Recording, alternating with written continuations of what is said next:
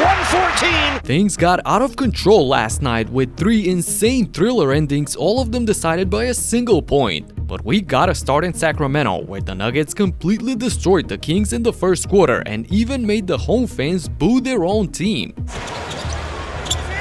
One more time, and Katie, this has been your key. It's 16-2, the points in the paint advantage for the Nuggets. And here is Murray straight up toying with the defense. Murray's away, and Murray lays it in. Denver had a 20-point lead after 12 minutes of action, and it looked like it was going to be one of those boring blowout games. But in the second quarter, the newcomers, Derozan, and believe it or not, Douggie McBuckets gave the home crowd something to cheer for.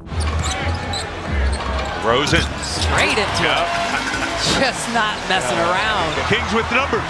Tamar out to McDermott.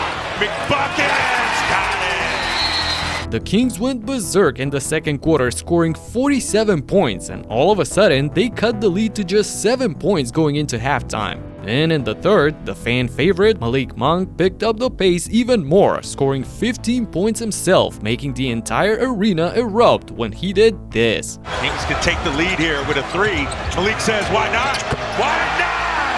That was so perfect and patient by Malik Monk. Monk gave the Kings an extra boost and completely turned the game around. Sacramento even hopped on a 10-point lead in the fourth with this floater by Fox, so Denver was in a free-fall mode. And with 3 minutes left to play, it seemed like this could be the dagger. Tomas, his 3-ball, got it, as he brings the G1C crowd up to its feet. But after a couple of made free throws by Jamal Murray and a really unlucky bounce on Fox's floater here, the Nuggets got themselves a chance to get right back into this game. So here comes the two-man game by Murray and Jokic.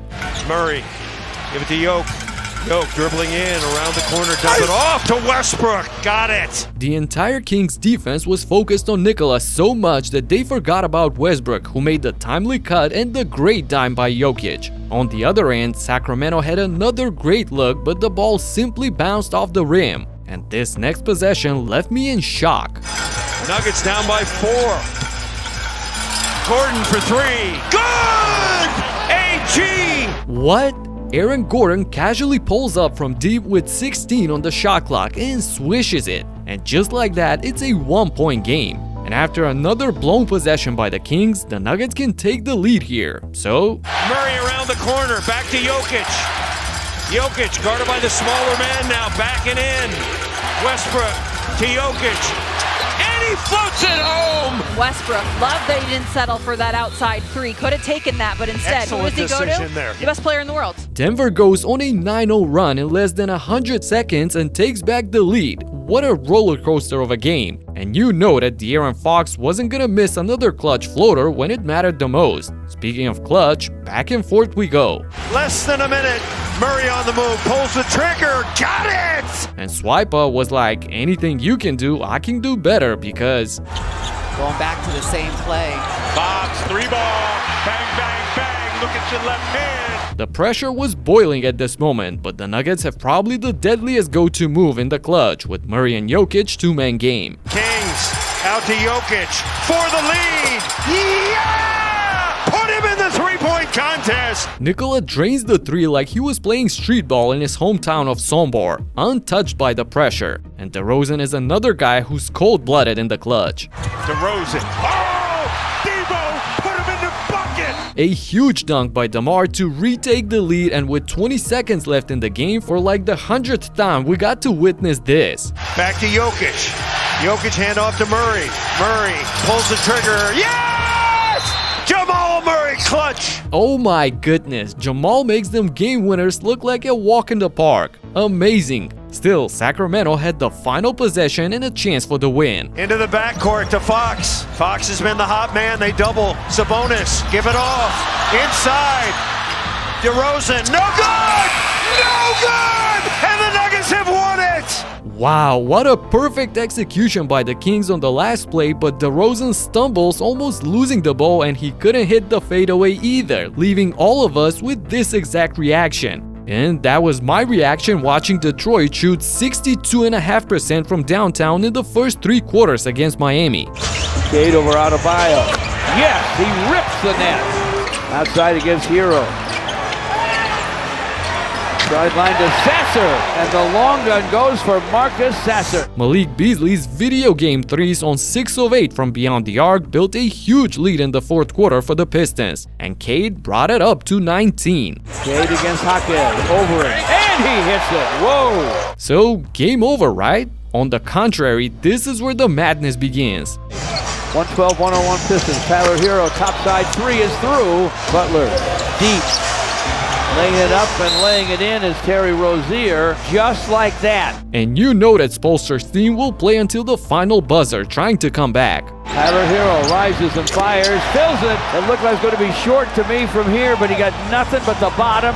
Jimmy Butler with a clock at 11, drives, double clutches, scores it off the window. Oh man, now it's pure chaos with turnovers and missed opportunities for the Heat. Things are insane in the final seconds. Thankfully for Detroit, Cade Cunningham gets fouled and stays cool at the line, securing a 3-point lead for his team. So at least they knew what Miami's final move was going to be. But it didn't matter because He'll fire and hit!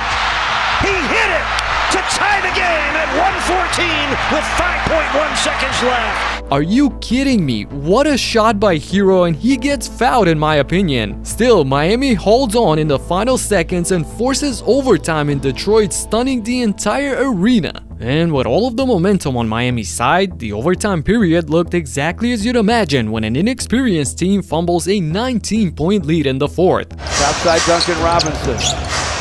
Rozier to Robinson.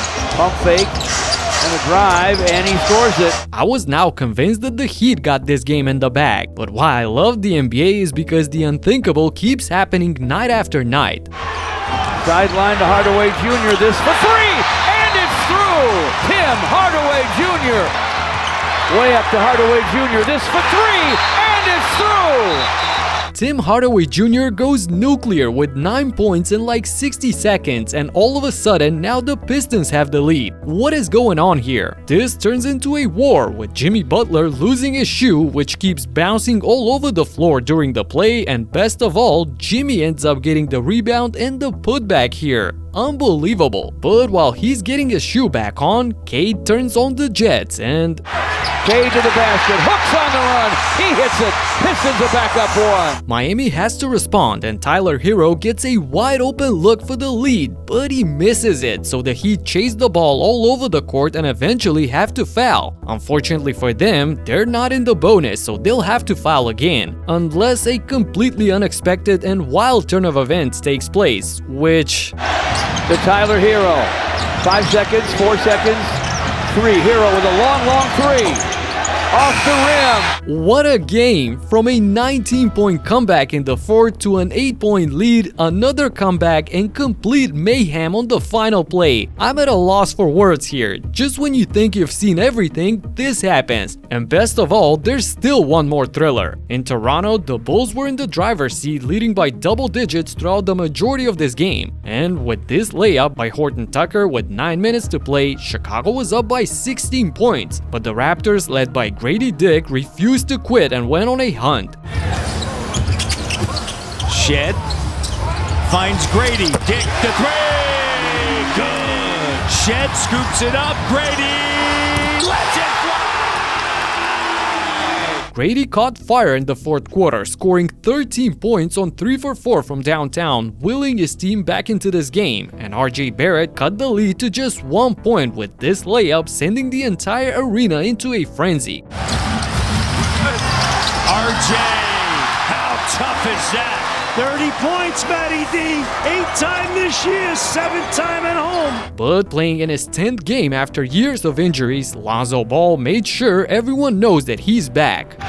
Bobo just threw Vucevic to the ground. Lonzo has to shoot. Oh, give me the hot sauce, big baller. However, Grady Dick was not done. Shed, Grady, right on time. The sophomore proves to be a clutch performer once again, and it's one possession game with less than a minute to go. And on the other end, Kobe White misses the turnaround jumper, giving Toronto an opportunity to tie the game with an eventual three-pointer. But RJ Barrett decides to attack the basket and just misses the layup despite having a pretty decent look. Chicago knew how to punish this by recognizing the mismatch. They get it inside to him. That's Free easy money cheese. there. Thank you. Big fella's gotta eat.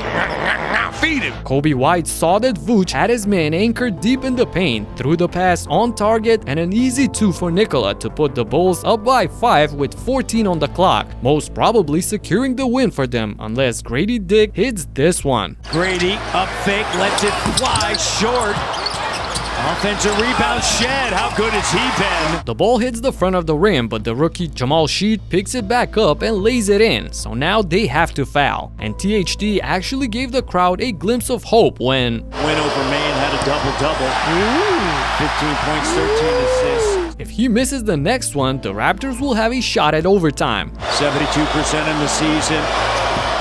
Well, don't have to worry about that now. Tucker stays cool and decides this game on the free throw line. Similar to my last video where we saw the winner being decided on the line and a referee call that left Steph Curry and all of us viewers speechless. You gotta check out what happened right here in this video. Talk to you in the next one. Peace out.